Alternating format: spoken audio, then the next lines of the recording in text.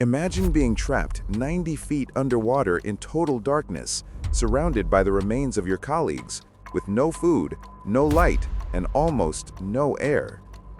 That is exactly what happened to a Filipino sailor named Marco Reyes. Marco was working as a cook on a small cargo vessel traveling off the coast of Indonesia. Early one morning, he got up to use the bathroom. Just minutes later, a violent storm slammed the ship. A massive wave struck the side, flipping the vessel in seconds.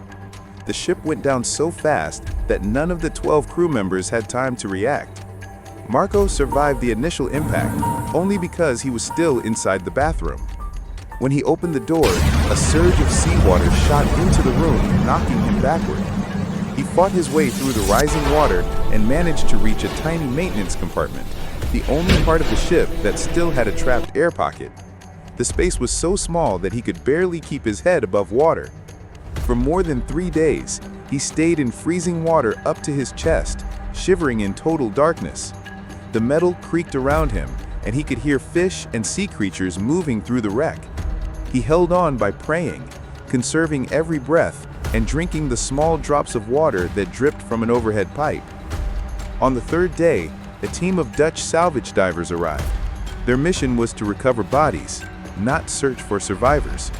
As one diver swam through the wreckage, a hand suddenly reached out from the shadows and grabbed him. He screamed in shock, nearly losing control of his breathing gear. When he aimed his light, he saw Marco, weak, terrified, but alive. The divers carefully brought him to the surface, astonished that anyone had survived that long in such conditions. Medical experts still don't fully understand how he endured the cold, pressure, and extremely low oxygen. Marco simply says that he lived because God kept him alive. If this story amazed you, like, share, and follow for more unbelievable true stories. Comment "Survivor" if you believe this was nothing short of a miracle.